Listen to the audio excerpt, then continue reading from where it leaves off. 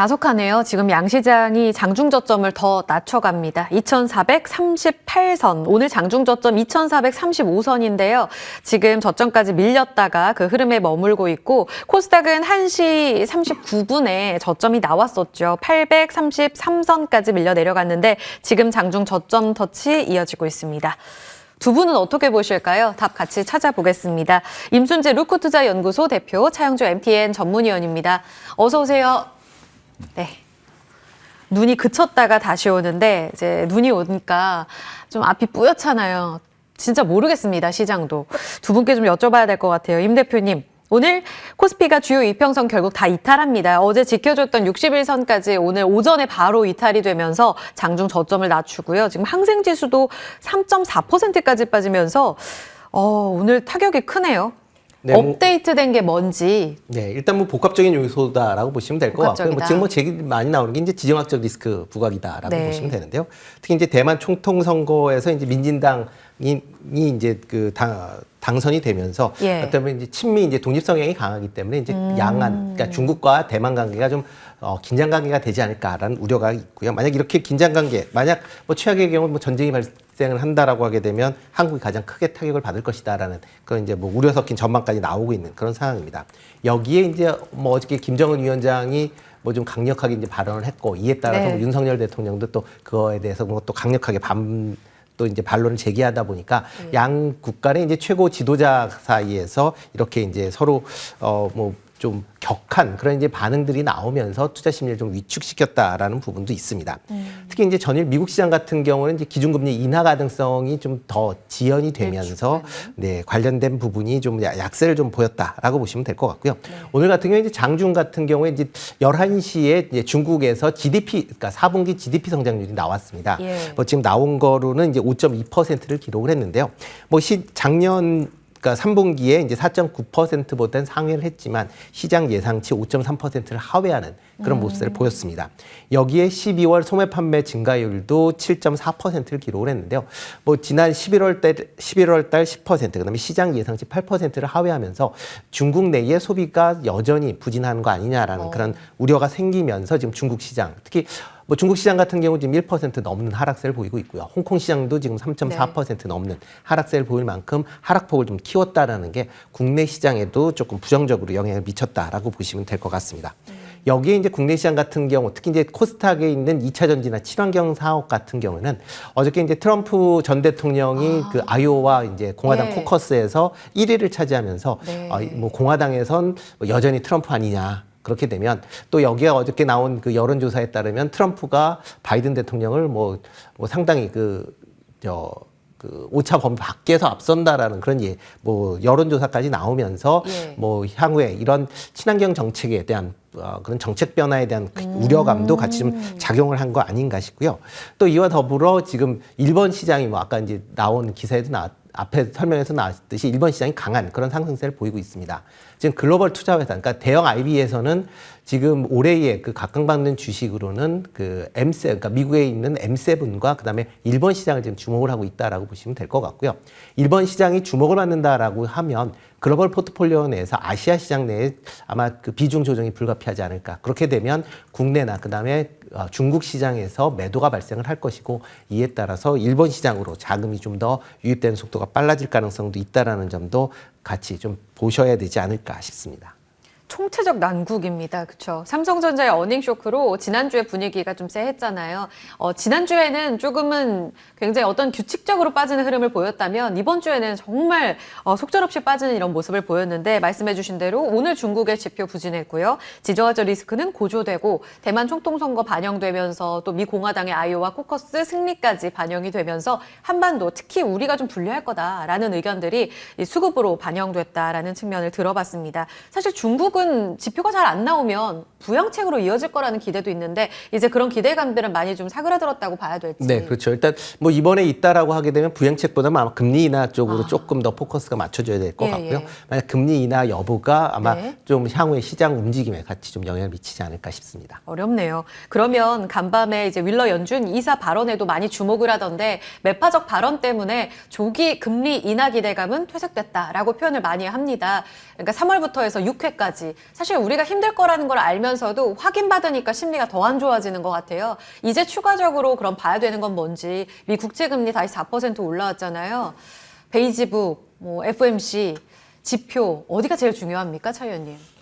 이제는 그런 것들을 다 신경을 써야 될 시기가 다시 도래했다라고 말씀드릴 수가 있겠습니다. 우리가 2022년에 매번 이제 미국에서 금리 결정할 때 다양한 지표들을 상당히 우리 국내 언론에서 상세하게 이제 보도를 했었어요.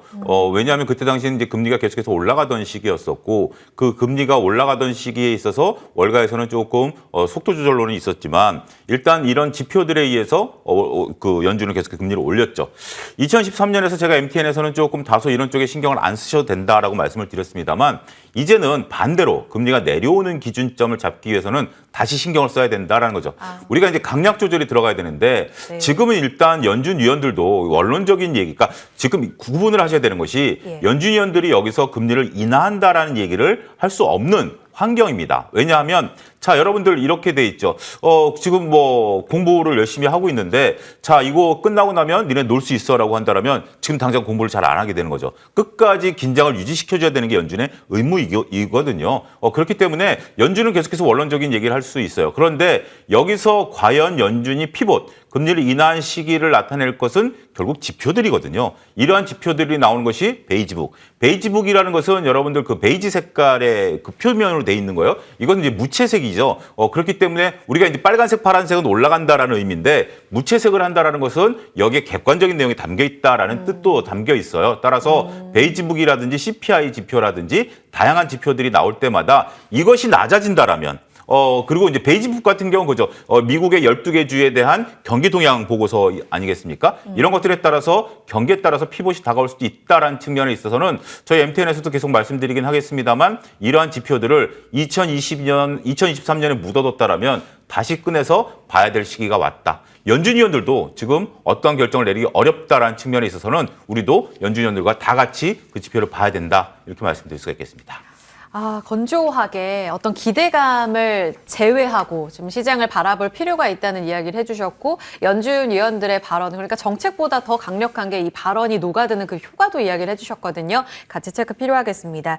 지금 원달러 환율이 1,344원의 움직임, 50원 뚫고 가는 거 아닐까라는 걱정이 오늘 생길 법했습니다. 이 때문이죠. 외국인의 현선물을 매도는 계속되고 있습니다. 사실 기관의 연말 매도, 매수 이것의 전환을 계속해서 포커스를 맞추다가 지정학적 리스크가 커지니까 이 원달러 환율 때문에 외국인의 매도도 굉장히 거세게 나오고 있거든요. 그러면 임순주 대표님, 이 외국인의 컴백은 결국 환율 반락에 달려 있는 건지 아니면 전체적인 글로벌 투자자들 입장에서는 일본이라는 매력적인 시장이 있다면 우리 시장에 들어올 니즈가 없는 건가? 이런 생각도 들어서 걱정됩니다. 그 변곡점은 어디에 주목할까요? 일단 환율보다는 아마 그 전반적인 이제 정책 방향에 따라 약간 달라질 거다라고 생각을 하고 있습니다. 지금 뭐 미국 같은 게 미국 달러와도 뭐냐 이제 달러 인덱스를 기준으로 하면 지난달 27일 날 100포인트를 뭐 깨느냐 마느냐라고 얘기할 만큼 100포인트 때까지 이제 내려왔다가 전일 같은 경우는 103.2포인트까지 상승을 했습니다. 그러니까 그만큼 이제 미국 내에서도 기준금리 인하의 가능성이 낮아지면서 다시 달러화가 강세를 좀 보이고 있다라고 보시면 될 것 같고요. 국내 같은 경우는 뭐 달러 강세에다가 외국인의 이제 주식 매도까지 지금 같이 맞물리면서 원화 환율의 약세가 가속화되고 있는 그런 모습들 보이고 있습니다. 뭐 원화 환율 같은 경우도 지난달 28일 날 1,289원을 이제 저점으로 해서 상승을 보였고요. 뭐 오늘 같은 경우도 지금 1,344원을 기록을 하지만 장중한 때 1,346원까지 올라갔다가 지금 소폭 내려오는 그런 모습들을 보이고 있습니다. 지금 뭐 외국인 같은 경우 지금 선물 같은 경우 1조 2천억, 그다음에 현물 같은 경우 지금 1조 원 넘게 매도세를 이제 보이고 있으면 보임에 따라서 원화 약세가 좀 가속화된다라고 보시면 될 것 같은데요. 뭐 달러와 기준으로 본다라고 하게 되면 강달러는 조금 더 이어질 가능성은 있다라고 좀 생각을 하고 있습니다.